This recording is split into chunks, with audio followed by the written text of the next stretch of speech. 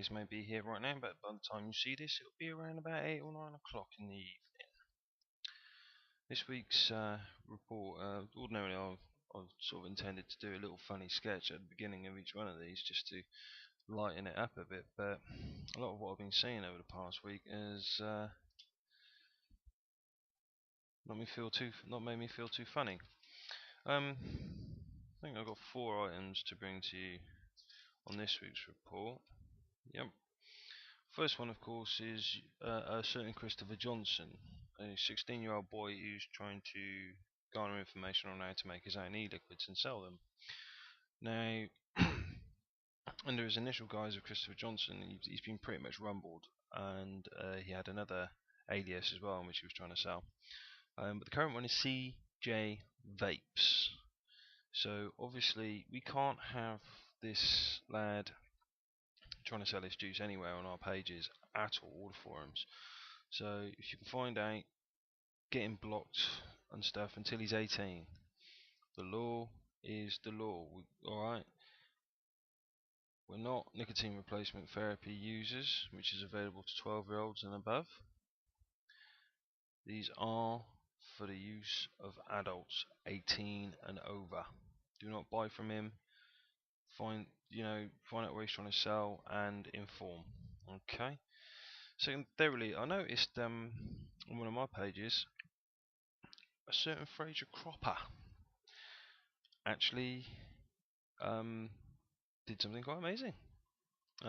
He entered a interview on BBC Radio Lancashire and gave a pretty good fighting report to the interviewer, who was, I've got to admit, seemed quite anti from what I listened to.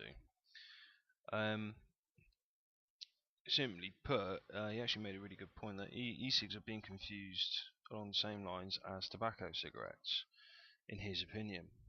And the National Institute for Clinical Excellence agree that nicotine is safe for use over the counter. It goes on to point out that there seems to be some sort of moral debate going on. E-cigs are commonly available.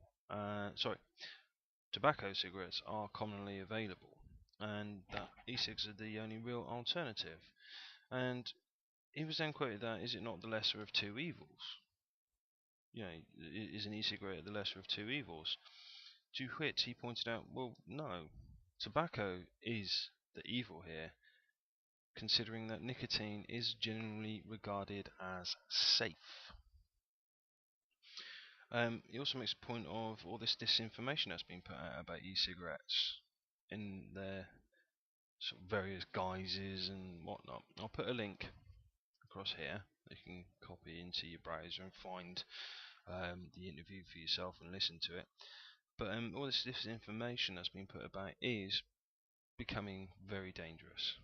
So educate your friends and people, and I think the term personalized vaporizing device is perhaps what we should be calling these things now.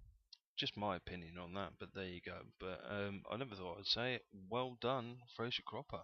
I thought that was quite a good informational informing piece that you did with that chappie on radio.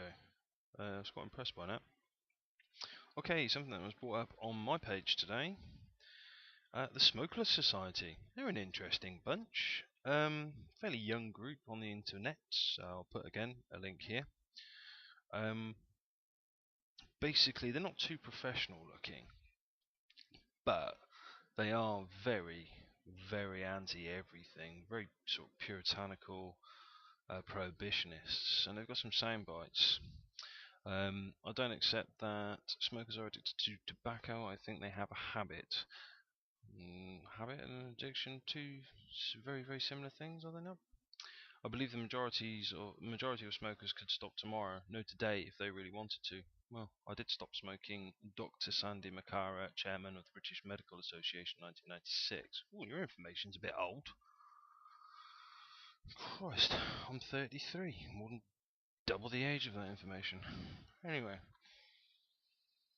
the nicotine inhalation habit induces a psychological dependency, a habit similar to that of the 43-year-old teenager still living at home with mum and dad. Smokers and vapors, quote, are addicted to the nicotine inhalation about as much as someone might be addicted to living at home with mum and dad, where life is made too easy for them to even think of moving out.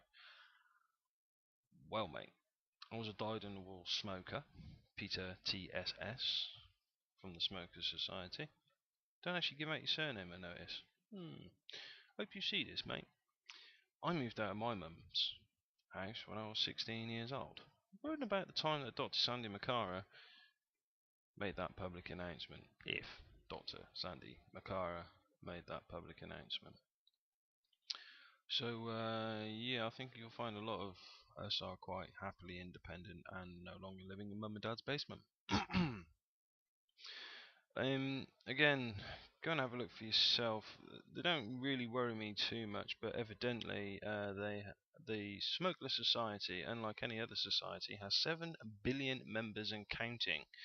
The Smokeless Society is unlike any other society because you cannot buy membership to the society. This is because you already belong to the Smokeless Society. You were awarded a lifetime membership on the day you were born. How about you sod off? I don't want to be a member of that society. I'm pro-vaping, you know, because it actually does something to stop people smoking. Well, again, web address there that you can go and have a look at them and voice your opinion on them. Finally, oh sorry, no, not finally actually, Brit Vapes closing down. That's sad. Can't say that I've personally ever used them, but I don't like the idea of UK vendors closing down. That is frightening to me, actually, because it sort of smacks of a possible new trend with all these cheap imports that we can buy from the likes of Fastech. Fastech's notoriety for its affordability, if you can wait 2.5 weeks for delivery. Everybody seems to know about it more and more every day, and I myself, I like the ability to, as I said in a thread earlier, to be able to ring up somebody in my own time zone, or be able to actually go, and as I will be next week, go and visit a bricks and mortar store and have a chat. When I used to live in Eastbourne, we had a Totally Wicked store, and it was my first port of call into vaping. I went in, I had a chat, bought my first cig-alike, used it, and carried on. And well, yeah, I know that I got an e-pipe now, my Zageli 19, my Z-Max, my UDTR, my Smyrna, my lava tubes, my egos. From having that chat with a person who was vaping and telling me what it was all about, I don't know. I don't want to see that turn into a trend. So yeah, I was quite sad to see that a UK vendor has decided to close. More on that as I find out more. A couple of other things. They're mostly petitions brought out via me looking into the Smokeless Society. One is, let me just find it again by looking through some comments. Apparently from epetitionsdirect.gov.uk.shite. Stop children starting smoking. Regulate e-cigarettes now. E-petitions. I'm not smoking. If you don't want kids to take nicotine, readdress your legislation on NRT. And if we as responsible adults, like I do with my daughter, who is actually quite chuffed that I stopped smoking cigarettes, by the way, she's 5, and understands that, smoking's bad, and understands that this is better for me, and also understands that it's not for her, and if she can avoid it, to do so. This is a 5-year-old child that I've educated myself on the dangers of smoking, why I've stopped smoking, and why I use a vaporizer. She understands that I require nicotine in my daily diet, and that she doesn't, despite the natural elements of it that are in potatoes and tomatoes. I mean, she's not overly keen on tomato anyway, but I digress. We as responsible adults, mate, can tell our kids, look, this isn't the best thing you can do to your body, and educate them that the stuff that we use is potentially dangerous if misused grossly, And I think, we can provide a decent education to our children if we educate them ourselves about it. We don't need a petition to stop kids starting smoking. We can do it for ourselves. That just pissed me off a little bit, really. That's a bit of an opinion. But lastly, there's another petition going around, which I'm not too sure whether I sort of agree with. Again, it's on epetitions.direct.gov.uk. Ban of e-cigarette advertising on British TV and media. Now, as far as I'm aware, the only company that has had a TV advert was E-Lights, and I'm pretty certain anything that's promoting smoking cessation has a place in modern media. We've all decided to take up e-cigarettes for one of two reasons: to either stop smoking entirely, as in combusting tobacco, or to find a healthier alternative.